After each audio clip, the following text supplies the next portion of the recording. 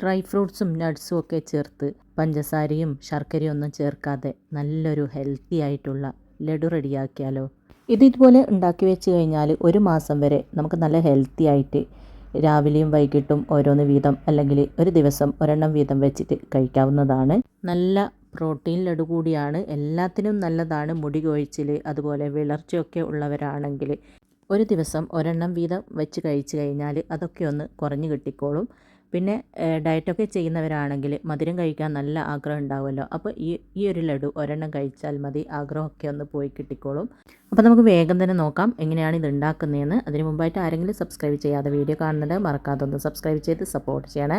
പിന്നെ ലൈക്ക് ചെയ്യാനും ഷെയർ ചെയ്യാനും മറക്കരുത്. അപ്പോൾ ഈ ഒരു സ്നാക്ക് റെഡിയാക്കാൻ വേണ്ടിയിട്ട് ആദ്യം തന്നെ നമുക്ക് ഇതിലേക്ക് ചേർക്കാനുള്ള നട്ട്സൊക്കെ ഒന്ന് ക്രഷാക്കി എടുക്കണം.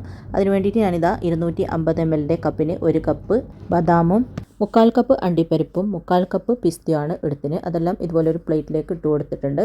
നിങ്ങൾക്ക് വേണമെങ്കിൽ ഇതിൽ വാൾനട്ട്, പീനട്ട് അതൊക്കെ വേണമെങ്കിൽ അതൊക്കെ ചേർത്ത് കൊടുക്കാം. ഞാനിതിൽ പീനട്ട് ചേർക്കണമെന്ന് വിചാരിച്ചതാണ്, പക്ഷേ ഇതിൽ മറന്നുപോയിന്. പീനട്ട് പിന്നെ തൊലിയോടുകൂടെ ചേർക്കരുത് കേട്ടോ, തൊലി കളഞ്ഞിട്ട് വേണം ചേർക്കാൻ.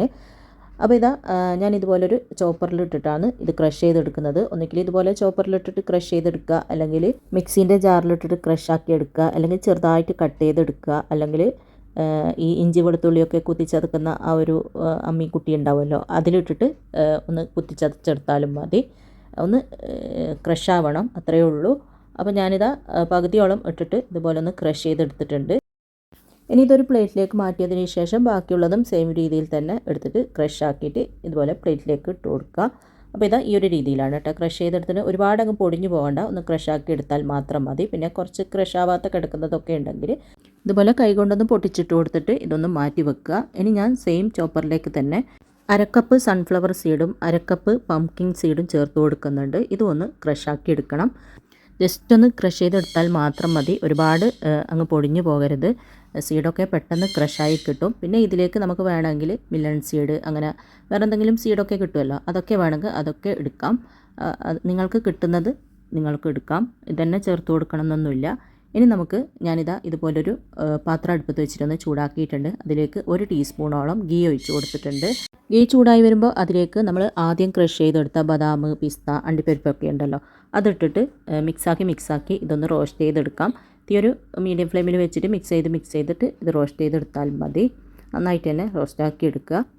ഇതിൽ നിങ്ങൾ പീനട്ട് ചേർക്കുന്നുണ്ടെങ്കിൽ, തൊലി കളയാത്ത പീനട്ടാണെങ്കിൽ ഒന്ന് പാനിലിട്ടിട്ട് നന്നായിട്ട് റോസ്റ്റാക്കി എടുക്കുക. അതിനുശേഷം തൊലി കളഞ്ഞിട്ട് ഒന്ന് ക്രഷ് ചെയ്തെടുത്തിട്ട് ഇതിലേക്ക് ചേർത്ത് കൊടുത്താലും മതി. അങ്ങനെ ഇത് നന്നായിട്ട് റോസ്റ്റ് ആയതിന് ശേഷം ഞാനിത് ഇതുപോലെ ഒരു പ്ലേറ്റിലേക്ക് മാറ്റിയിട്ടുണ്ട്.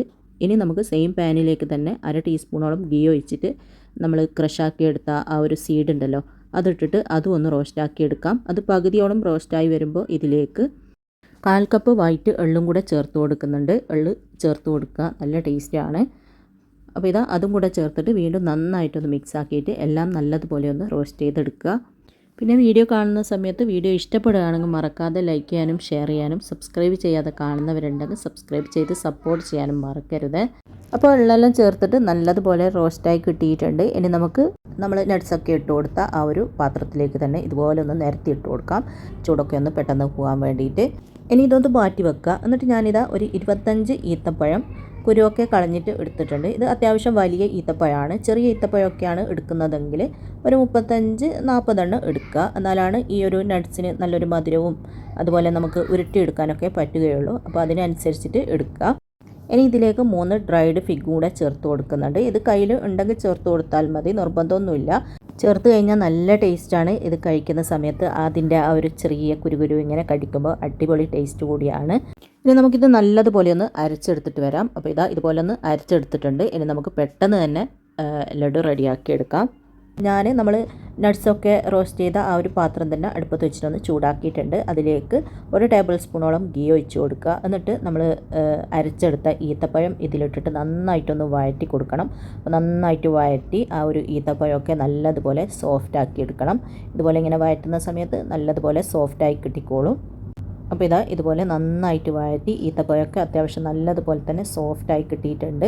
ഇനി നമുക്ക് നമ്മൾ പൊടിച്ച് വെച്ച ആ ഒരു നട്ട്സും സീഡ്സും ഒക്കെ ഉണ്ടല്ലോ, ക്രഷ് ചെയ്ത് വെച്ചത് അത് ഇതിലേക്ക് ഇട്ട് കൊടുക്കാം. എന്നിട്ട് എല്ലാം കൂടെ ഒന്ന് മിക്സ് ആക്കിയതിന് ശേഷം അടുപ്പ് ഓഫ് ആക്കിയിട്ട് നമുക്ക് ഒരു പ്ലേറ്റിലേക്ക് മാറ്റാം. പിന്നെ ഇതിൽ ഞാൻ 1 ടീസ്പൂണോളം ഏലക്കാപ്പൊടി കൂടെ ചേർത്തിട്ടുണ്ടേനു. അതിൻ്റെ ഫ്ലേവർ ഇഷ്ടമാണെങ്കിൽ അതും കൂടെ ചേർത്ത് കൊടുക്കുക. ചൂടോടെ തന്നെ ഇതുപോലെ പ്ലേറ്റിലേക്ക് മാറ്റുക. പിന്നെ ഈത്തപ്പഴം തീരെ കുറഞ്ഞു പോകരുത് കേട്ടോ. അങ്ങനെ ആകുമ്പോൾ നമുക്കിത് നന്നായിട്ട് മിക്സാക്കി ഉരുട്ടിയെടുക്കാനൊന്നും പറ്റില്ല. അതുകൊണ്ട് അത്യാവശ്യം ഞാൻ പറഞ്ഞ അളവിൽ തന്നെ ഈത്തപ്പഴം എടുക്കുക. ഈ ഒരു അളവിനാണ് നട്ട്സൊക്കെ എടുക്കുന്നതെങ്കിൽ, കുറച്ച് നട്ട്സാണ് എടുക്കുന്നതെങ്കിൽ അതിനനുസരിച്ചിട്ട് കുറച്ചിട്ട് ഈത്തപ്പഴം എടുത്താൽ മതി. ഇനി ചെറു ചൂടോട് തന്നെ നമുക്കിത് നല്ലതുപോലെ ഒന്ന് മിക്സാക്കിയിട്ട് നമുക്ക് ഉരുട്ടിയെടുക്കാം, പാകത്തിന് ആക്കിയെടുക്കാം. അപ്പോൾ ഇതുപോലെ നന്നായിട്ട് മിക്സാക്കി കൊടുത്തിട്ടുണ്ട്.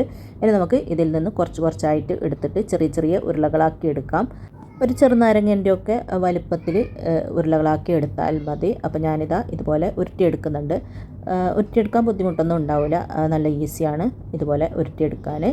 നല്ല സോഫ്റ്റാണ്. ഉരുളകളാക്കി വെച്ച് കുറച്ച് കഴിയുമ്പോൾ കുറച്ചൊന്ന് ഡ്രൈ ആയിക്കോളും. അപ്പോൾ ഇതുപോലെ ഒരു ഉരുള റെഡിയാക്കി എടുത്തിട്ടുണ്ട്. അങ്ങനെ ബാക്കിയുള്ളത് മുഴുവനും നമുക്കിതുപോലെ തന്നെ റെഡിയാക്കിയിട്ട് നല്ലൊരു അടപ്പുള്ള കണ്ടെയ്നറിലോ അല്ലെങ്കിൽ കുപ്പിയിലോ ഇട്ട് വെച്ച് കഴിഞ്ഞാൽ 1 മാസം 1.5 മാസം വരെയൊക്കെ നമുക്ക് ആവശ്യാനുസരണം ഓരോന്നോ 2 വീതമോ എടുത്ത് കഴിക്കാം.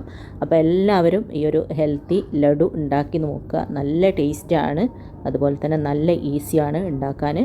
അപ്പോൾ എല്ലാവരും ഉണ്ടാക്കി നോക്കിയിട്ട് ഇഷ്ടപ്പെട്ടാൽ ലൈക്ക് ചെയ്യുക, ഷെയർ ചെയ്യുക. സബ്സ്ക്രൈബ് ചെയ്യാതെ കാണുന്നവരുണ്ടെങ്കിൽ മറക്കാതെ സബ്സ്ക്രൈബ് ചെയ്ത് സപ്പോർട്ട് ചെയ്യുക. അപ്പോൾ ഇൻഷാ അല്ലാഹ് അടുത്ത പുതിയ നല്ല റെസിപ്പിയുമായിട്ട് നമുക്ക് വീണ്ടും കാണാം.